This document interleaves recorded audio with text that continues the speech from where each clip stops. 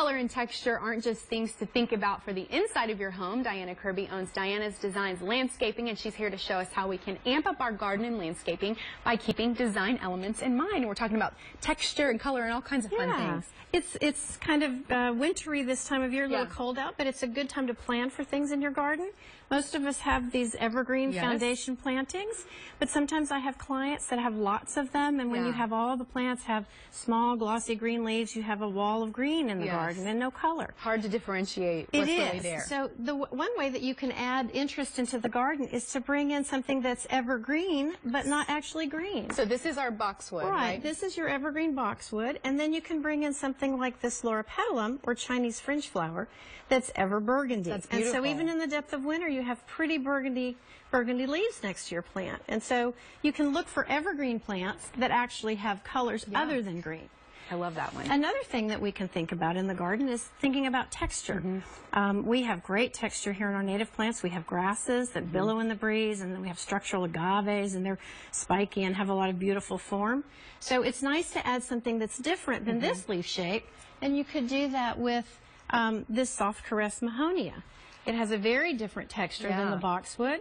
The color's a little darker, and it kind of contrasts with the lime of this, and it gives you a very different comparison in the garden. So kind of a wispy effect. That's right. It's very soft and flowing. And then over here, I love this. This is an artemisia, and it's really beautiful. It has a very different soft form, and so it's loose and flowing. It has very fine, soft leaves. It's kind of fun your hands over in the garden, and you get this nice combination here where you have contrast, and you can see that this plant stands on its own when it's compared to this plant. So they help each other out in the garden. Very full and lush. It's very full. That one. And then we've got this another thing that we can look at is form. This plant obviously has very different leaves than the boxwood, and it makes a nice comparison in here. It adds depth and dimension into your space. And I also like it because we too often don't think about variegated plants in the garden.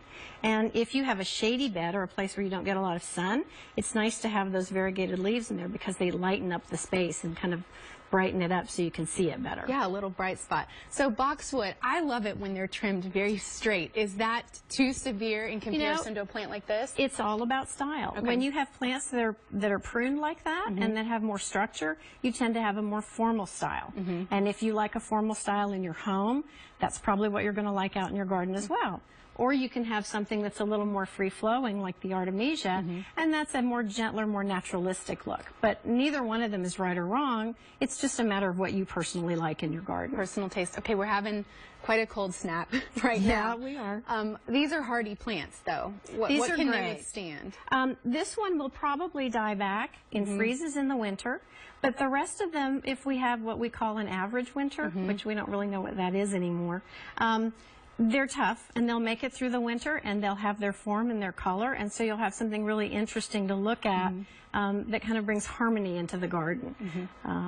To keep it interesting, even when your perennials and your blooms have come and gone, and you want something there that makes for beautiful bones in the garden. The ever burgundy. What are some other ever colorful plants that we could do? You could also look at dwarf pygmy barberry, which is very similar to that. It has little spikes on it. It's a burgundy color. You could look at the non-invasive nandinas. They have nice color. They range anywhere from burgundy to golds and greens, and they have berries on them. Birds like those seeds, and so that's kind of nice. So there are a lot of things you can look at that are different, that give you either the gray-green foliage of that, or the burgundy foliage. Just make sure that you change it up a little bit and have some contrast, and not have all the same thing, because that's not very interesting. Great information. Thanks so much, Diana, for being here. Thanks for having me. We appreciate it. You can check out Diana's services, gallery, and tips at dianasdesignsaustin.com.